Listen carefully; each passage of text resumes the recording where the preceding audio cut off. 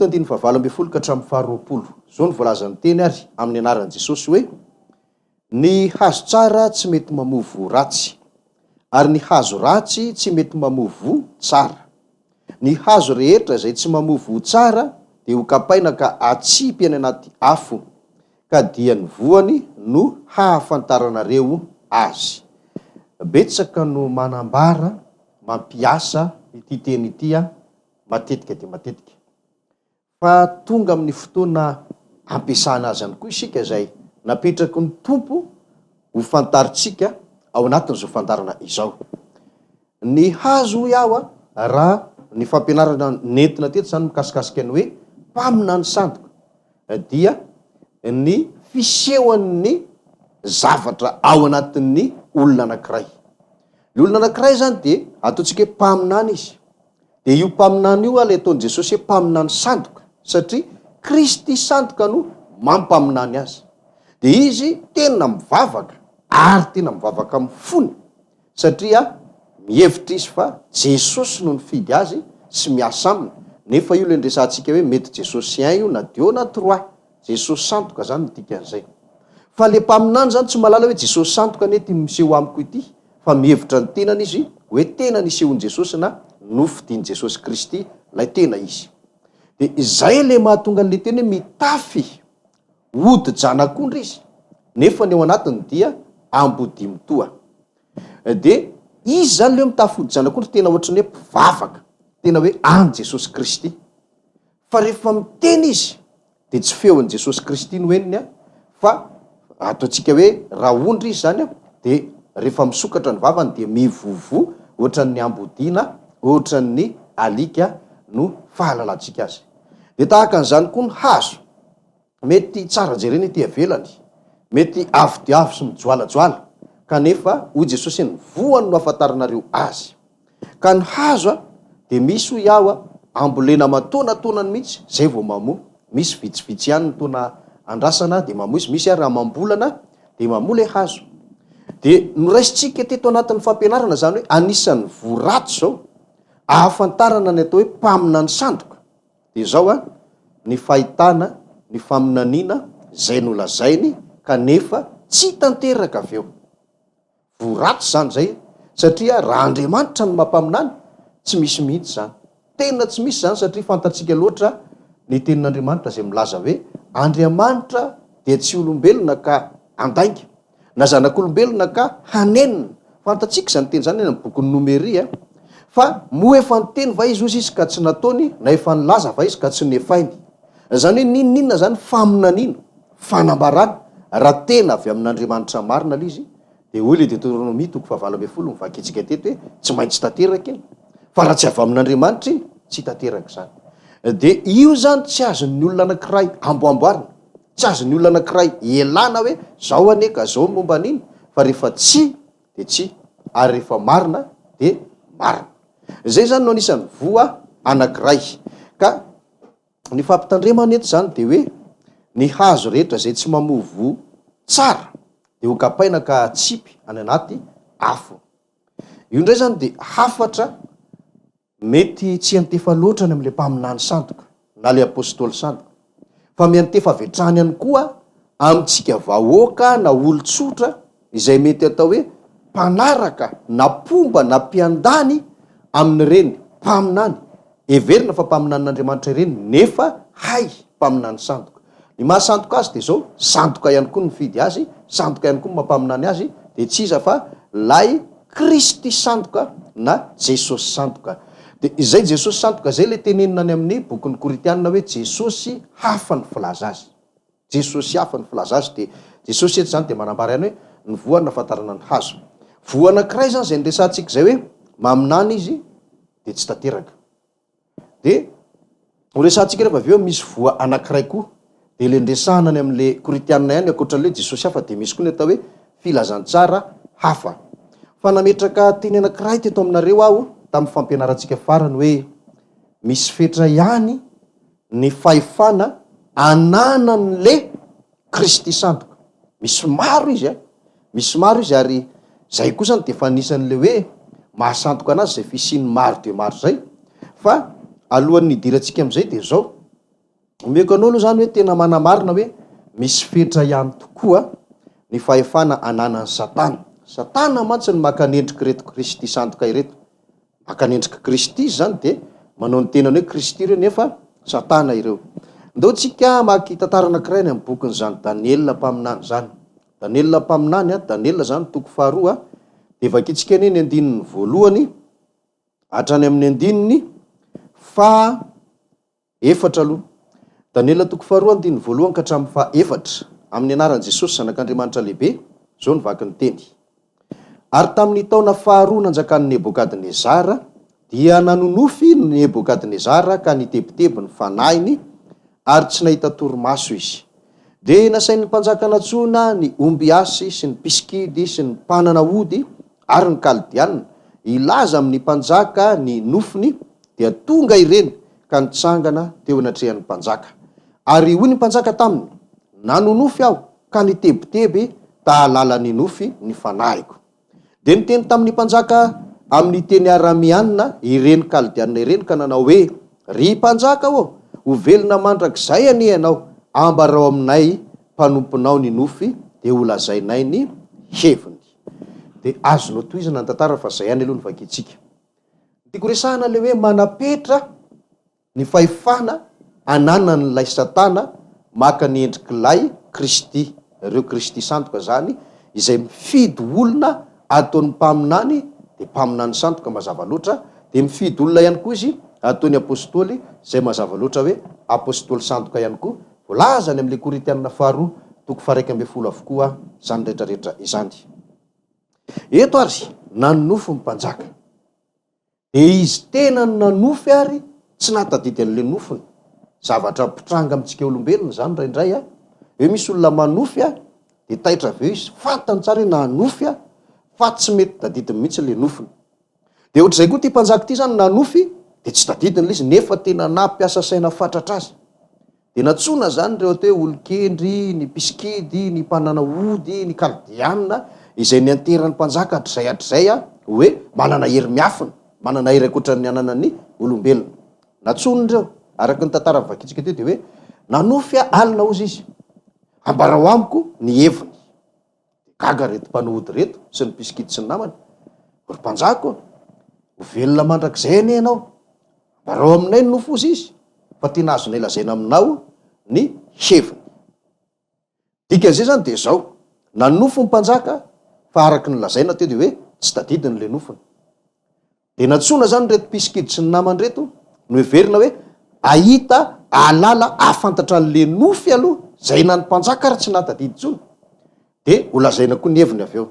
De reo moa zany raha toizantsika ny tantara de ny angavy hatranondreo hoe lazao aminay ozy izy le nofiny, zany hoe tian'ireo mpanao ody reo zany fa lazaina fa tsy fantany mihitsy le izy ary tsy hainy le izy.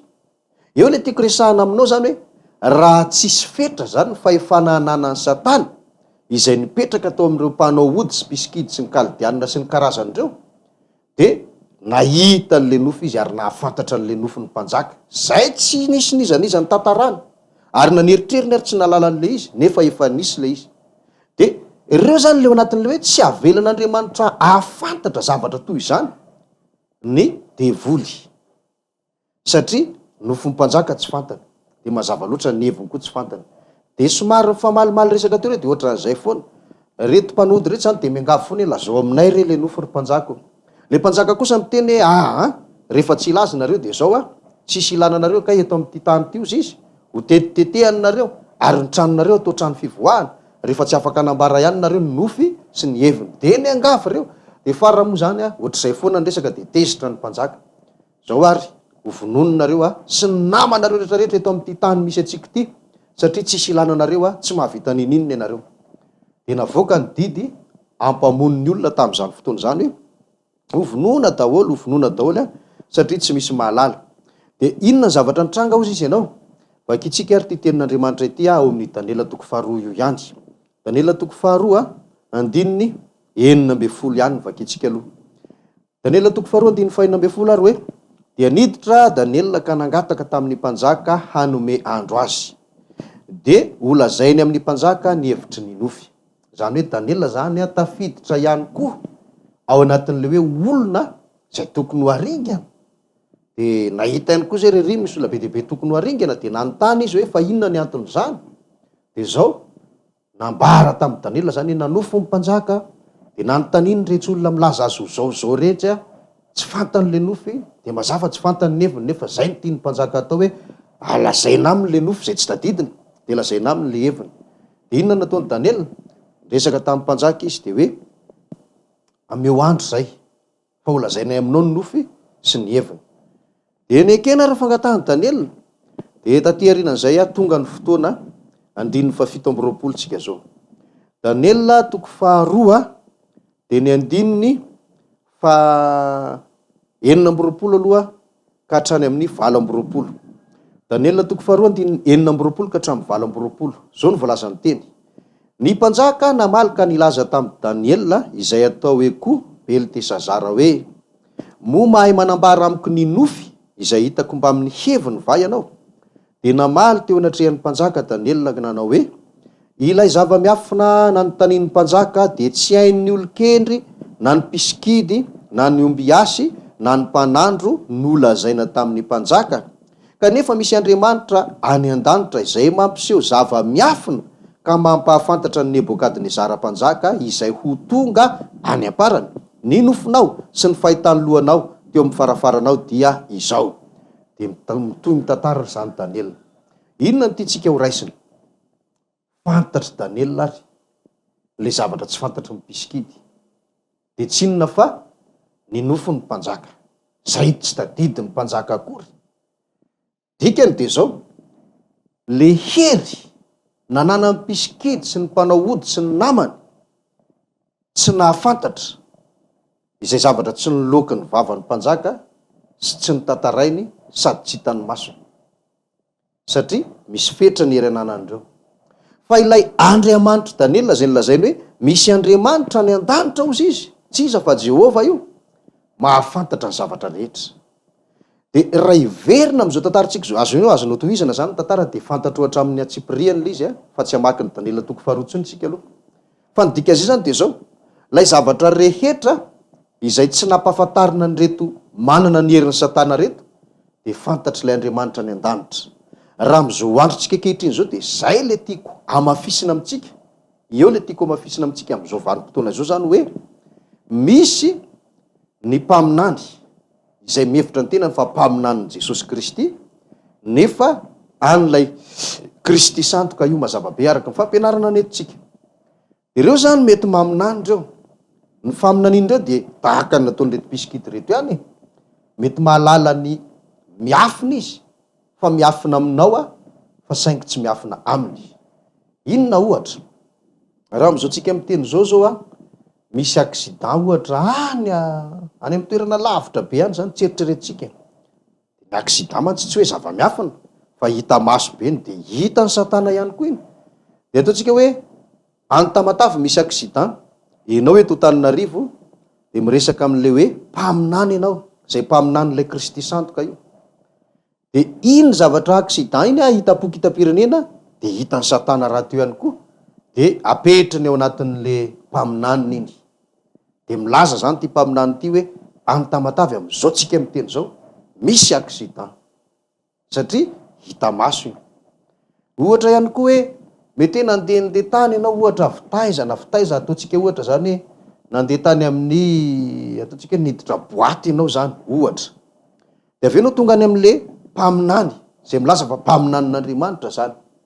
De tonga de teneniny ianao zany hoe ianao nge vo avy tany amin'ny boaty ianao hoe nahoana ny nahalalany an'izany ka hitan'ny Satana ianao nakany amin'ny boaty. Fa roatra zany de ohatran'izay hatrany hoe misy zavatra be deaibe ohatray zany de ohatran'ny gaga ianao hoe ahoana nahafantaran'ity olona ty an'izany fa hain'ny Satana zany. Fa ny zavatra tsy hain'ny Satana zany de le ohatran'ity tantara ity. Raha ohatra zany hoe misy olona anankiray amintsika mitovy am'izany tantaran'ny mpanjaka zany hoe nanofo zavatra mahatsiraviny ianao ohatra fa tsy tadidinao mihitsy le nofy, tsy hainao, makanesa any de asevy fantariny am'izay. Fa miala maina ohatran'reto olon-dreto io, tena miala maina io ary tsy mahafantatra io. Andramo ange zay zavatra zay ho ahy na ataoko hoe fantatrao ihany koa le nofy, tena nofy avy amin'Andriamanitra fa mbola tsy nitantarainao tamin'izaniza mihitsy hoe zana no voatran'izao ohatran'izao de makanesany fa tsy fantatry reny milaza ny tena no mpaminany reny satria Kristy sandoka ny anatin'ireno a misy fetra ny zavatra fantatry reny. De ohatra ianao zao teraka tamin'ny andro naterahanao de ny zava-nisy tamin'ny andro naterahanao a hitan'ny olona rehetrarehetra, hitan'ny satana koa ny hita maso iny, tsy zava-miafiny reny.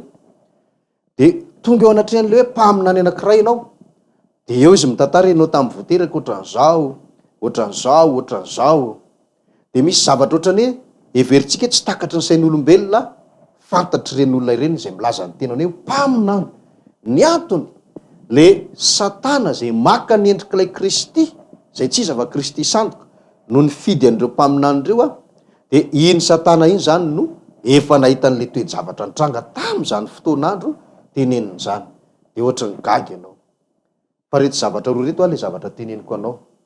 Ny voalohany a tsy mahalala ny eritreritry ny saina izy aloha. Raha mbola misy zavatra tsy tenenin'ny vavanao mihitsy nefa misy zavatra ao anatin'ny sainao ao, tsy hain'ny satana mamantatra an'izany. Tena tsy hainy zany. Be de be mihitsy a no azontsika naporofona an'izay zavatra zay. Ny faharoa ohatran'ny le nofony resantsika teo.